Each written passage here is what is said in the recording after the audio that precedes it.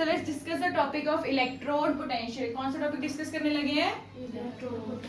Electrode potential के D and F block में क्या काम है, बल्कि मतलब हमने इसको डिस्कस किया था इलेक्ट्रोकेमिस्ट्री में, जिसमें हमने देखा था कि इलेक्ट्रोड पोटेंशियल क्या होता है।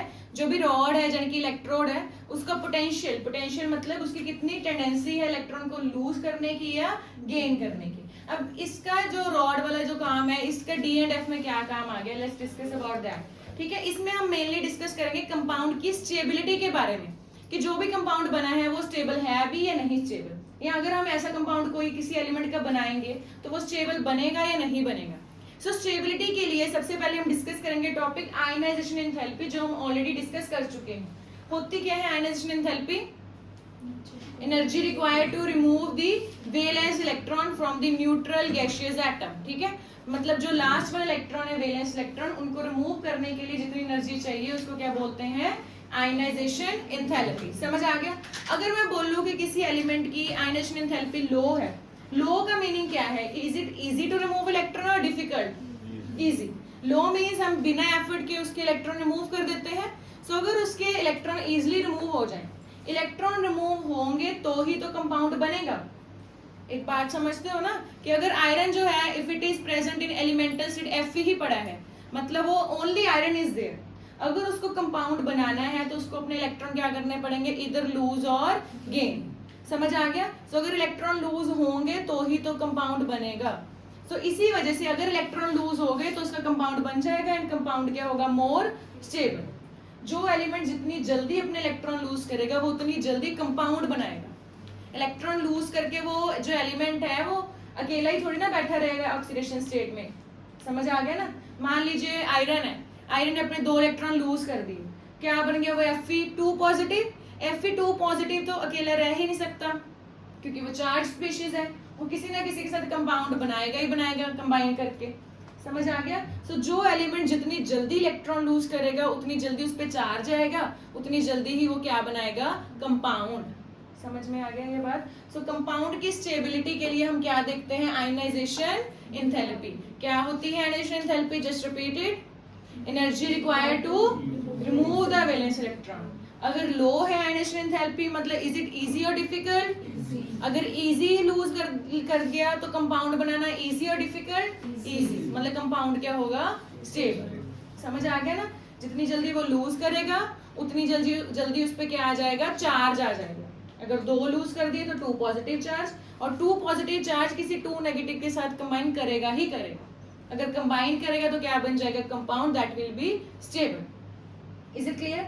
बट अगर मैं बात करूं सोल्यूशन में, सोल्यूशन मतलब पानी में डिसॉल्व कर दिया, पानी में there are number of factors that play role, मतलब सिंपल नहीं है, आयनाइजेशन एंथैल्पी नहीं है सिर्फ। अब देखते हैं पानी में क्या होगा। मान लीजिए हमारा एक मेटल है जो सॉलिड स्टेट में है, आयरन ही मान लीजिए। आयरन तो सभी देख सकते हैं, ठीक है, इजिली अवेलेबल होता है। जैसे सिल्वर मान लो, गोल्ड मान लो, वो भी आप देख सकते हो, कॉपर मान लो।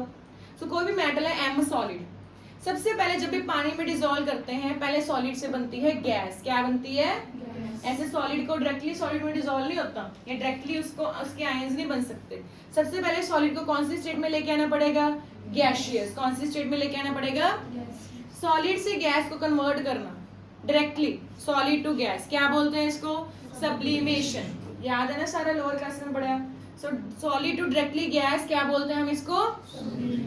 सो जो इसमें एंथैल्पी रिलीज होगी या गेन होगी, इसको क्या बोलेंगे हम? Sublimation enthalpy. क्या बोलेंगे? समझ आ गया? पहले हमने सॉलिड को किस में कन्वर्ट कर लिया? गैस। अब गैस से हम एक इलेक्ट्रॉन बाहर निकाल देंगे। सॉलिड से इलेक्ट्रॉन नहीं बाहर निकाल सकते थे डायरेक्ट, क्योंकि सॉलिड में तो इलेक्ट्रॉन ऐसे बिल्कुल टाइटली बाउंड रहेंगे। सॉलिड से पहले क्या बनाना पड़ा हमें? गैस। अब गैस से यहाँ पर एक इलेक्ट्रॉन हम रिमूव करेंगे, ठीक है, क्योंकि गैसियस स्टेट में इलेक्ट्रॉन एटम्स अलग अलग हो गए तो इजी टू रिमूव इलेक्ट्रॉन। अब हमने अभी देखा इलेक्ट्रॉन रिमूव करने के लिए कौन सी एनर्जी इन्वॉल्व होती है? Ionisation enthalpy. Energy required to remove the electron. So यहाँ m से क्या बन गया? m पॉजिटिव, यानी कि एक इलेक्ट्रॉन रिमूव हो गया।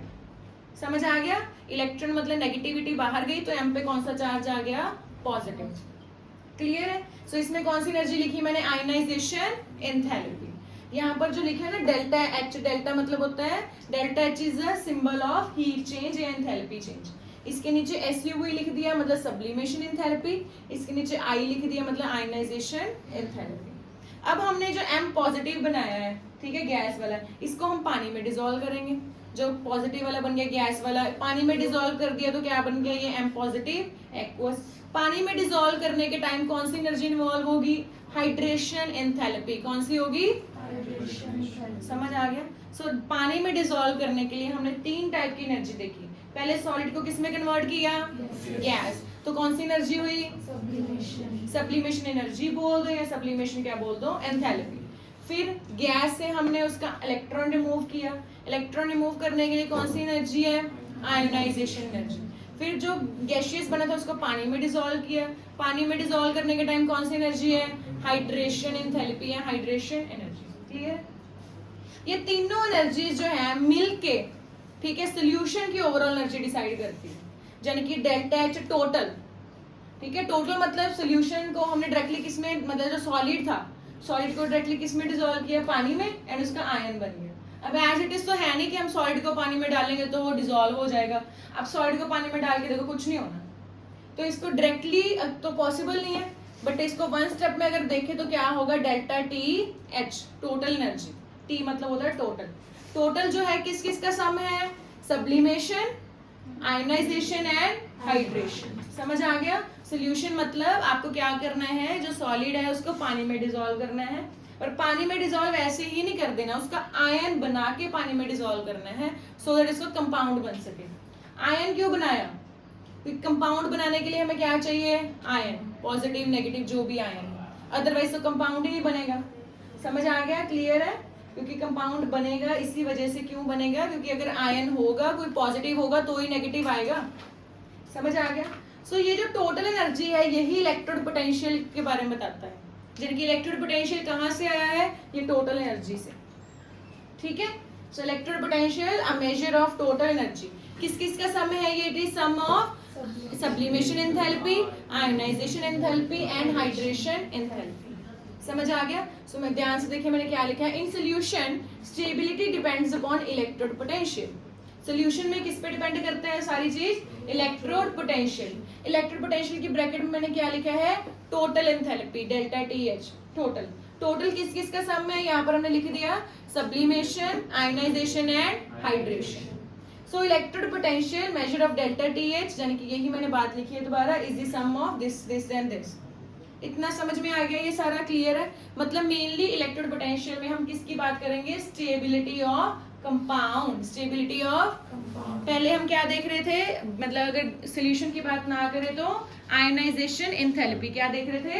आयनाइजेशन। अगर आयनाइजेशन एंथैल्पी कम है मतलब इलेक्ट्रॉन लूज करना क्या है? इजी और डिफिकल्ट? अगर जल्दी लूज कर दिया मतलब कंपाउंड बनाएगा या नहीं बनाएगा? बनाएगा। अगर कंपाउंड बनाएगा तो कंपाउंड क्या होगा? स्टेबल। क्लियर है? बट अगर सॉल्यूशन में बात करें, सॉल्यूशन में क्या देखेंगे हम? Electrode potential. क्या देखेंगे? इलेक्ट्रोड पोटेंशियल मतलब टोटल एनर्जी। टोटल एनर्जी कैसे निकालेंगे? सबसे पहले मेटल को किस में कन्वर्ट करेंगे? सॉलिड को गैस। सॉलिड को गैस में करना मतलब कौन सी एंथैल्पी? फिर गैस जो मेटल बन गया उसको आयन बनाएंगे उसका। ठीक है, आयन बनाना मतलब कौन सी एनर्जी? फिर जो आयन बना है उसको पानी में डिसॉल्व कर देंगे। ठीक है, उसमें कौन सी एनर्जी है? मतलब तीनों एनर्जी को प्लस करना है। कौन सी तीन एनर्जी को प्लस करना है? Sublimation, ionisation and hydration. ये टोटल एनर्जी देता है हमें। एंड टोटल एनर्जी मतलब कौन सी चीज है? Electrode potential. इतना समझ में आ गया? अब देखिए इसको प्रैक्टिकली कैसे एप्लीकेबल करेंगे। अब इलेक्ट्रोड पोटेंशियल आपने इलेक्ट्रोकेमिस्ट्री में इलेक्ट्रोकेमिकल सीरीज पढ़ी है सारी, उसमें हम रिडक्शन एंड ऑक्सीडेशन पोटेंशियल की बात करते हैं। अगर आपकी जो ई नॉट मतलब होता है इलेक्ट्रोड पोटेंशियल, नॉट मतलब स्टैंडर्ड। यहाँ पर नीचे देखना है आपने क्या लिखा है। क्या लिखा है? M2 positive slash M। ठीक है, M2 पॉजिटिव स्लैश M। अगर इसकी वैल्यू है पॉजिटिव, पॉजिटिव का मतलब है नीचे जो भी लिखा है this reaction is possible. Positive मतलब जो भी रिएक्शन लिखी है वो पॉसिबल है। क्या पॉसिबल है? M2 पॉजिटिव से क्या बनना? M। समझ आ गया? अगर ये पॉसिबल है इट मीन्स कौन सी ज्यादा चीज स्टेबल हुई? M। जो भी बना है प्रोडक्ट वही स्टेबल होगा ना। अगर प्रोडक्ट स्टेबल ही नहीं होगा तो वो बनेगा कैसे? दोबारा समझो, अगर आपकी E नॉट वैल्यू जो भी यहाँ पर लिखा है M2 पॉजिटिव से M, it is positive, positive मतलब जो भी यहाँ पर रिएक्शन लिखी होगी दैट इज पॉसिबल। पॉजिटिव मतलब रिएक्शन क्या है? सो यहाँ पर क्या पॉसिबल है?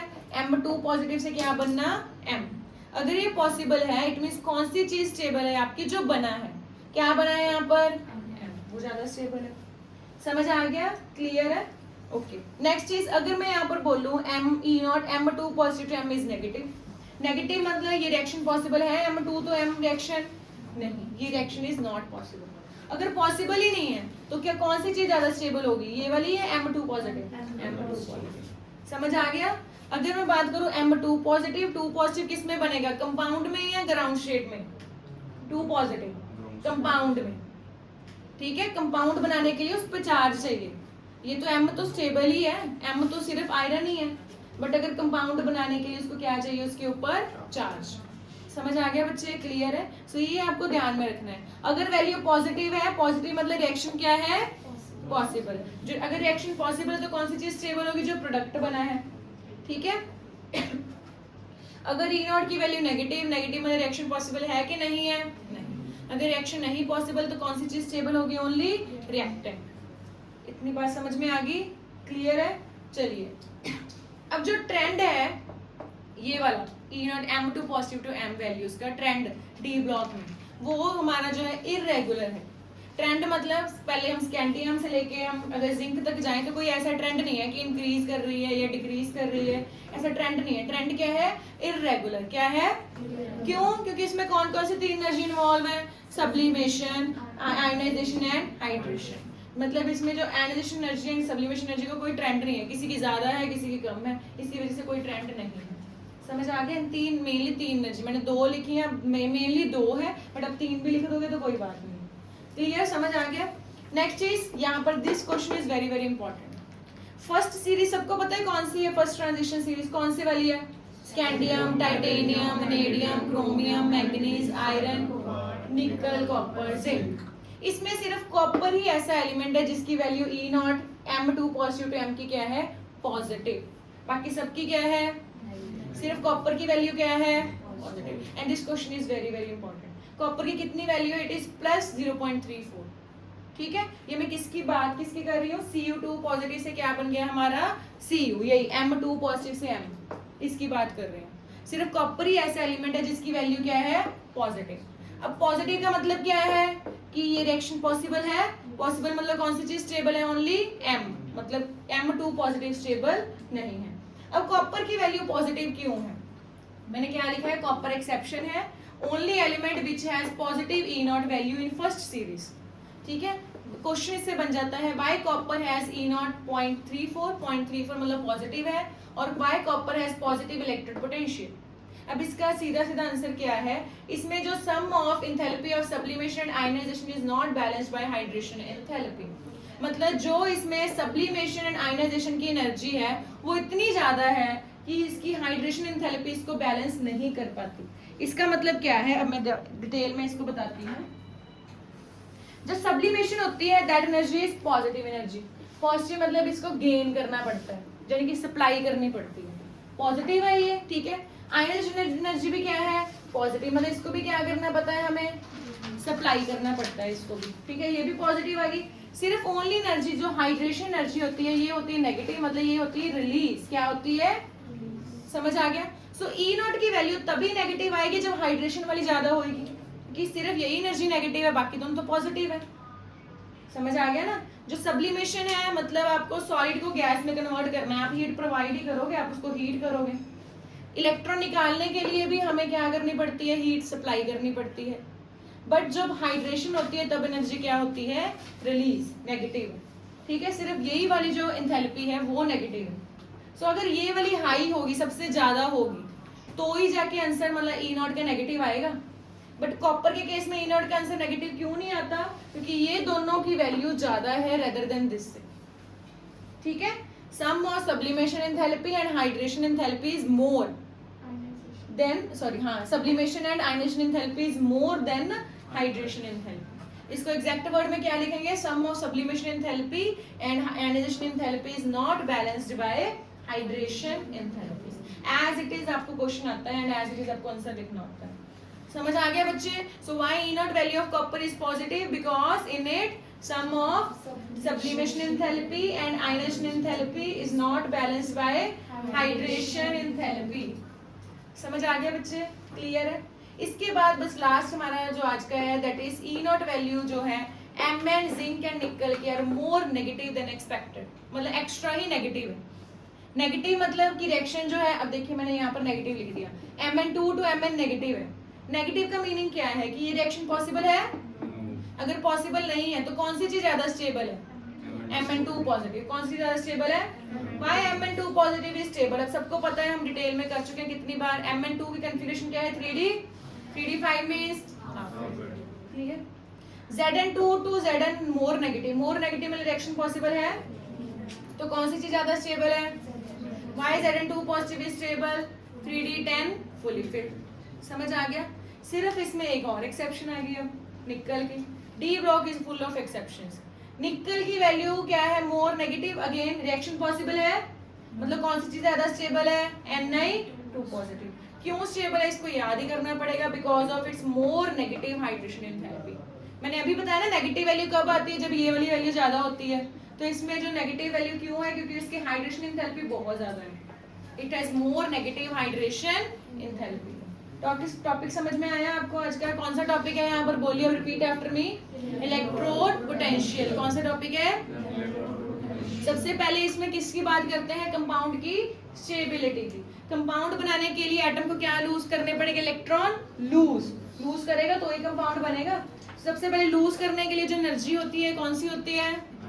Ionisation enthalpy. आयनाइजेशन एंथैल्पी कम होगी तो इलेक्ट्रॉन क्या होंगे?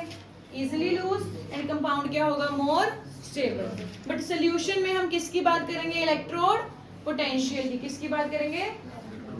सोल्यूशन में कौन सी तीन एनर्जी होती हैं? Sublimation, ionisation and hydration. Sublimation और आयनाइजेशन वैल्यू क्या है? पॉजिटिव एंड पॉजिटिव मतलब क्या होता है? ये हमें सप्लाई करनी पड़ती है। एंड हाइड्रेशन क्या होती है? नेगेटिव। नेगेटिव मतलब क्या होती है? इसकी एनर्जी रिलीज। क्लियर है? इन तीनों को मिला के इलेक्ट्रोड पोटेंशियल बनता है। सो इलेक्ट्रोड पोटेंशियल अगर ई नॉट वैल्यू नेगेटिव पॉजिटिव है, पॉजिटिव मतलब जो रिएक्शन लिखी है दैट इज पॉसिबल और नॉट पॉसिबल। अगर पॉसिबल है तो कौन सी चीज ज्यादा स्टेबल है? जो बना है M इज मोर स्टेबल। अगर नेगेटिव है तो कौन सी चीज ज्यादा स्टेबल है? M2 positive. क्लियर? मतलब जो नहीं बना, रिएक्टेंट इज मोर स्टेबल। समझ आ गया? क्लियर है? सो आप लिख सकते हो कि if value is positive it means product is stable. जो प्रोडक्ट बनेगा वो स्टेबल होगा। अगर वैल्यू नेगेटिव है इट मींस कौन सी चीज ज्यादा स्टेबल होगी? रिएक्टेंट। बाकी ये है कि इसको रट्टा मत लगाना, इसको जितना समझोगे उतना इजी रहेगा। ट्रेंड की अगर बात करें तो ट्रेंड में कोई रेगुलर ट्रेंड है इसका? नहीं। क्यों? इन तीनों एनर्जीज की वजह से। कॉपर की ई नॉट पॉजिटिव क्यों है? Due to its sum of sublimation enthalpy and ionisation enthalpy is not balanced by hydration enthalpy. Manganese की वैल्यू नेगेटिव क्यों है? क्योंकि Mn2 positive is half fit. Zinc की वैल्यू नेगेटिव क्यों है? क्योंकि Zn2 positive is fully fit. निकल की वैल्यू नेगेटिव क्यों है? ये एक्सेप्शन है because of its more negative hydration enthalpy. Rest we will continue further. ठीक है?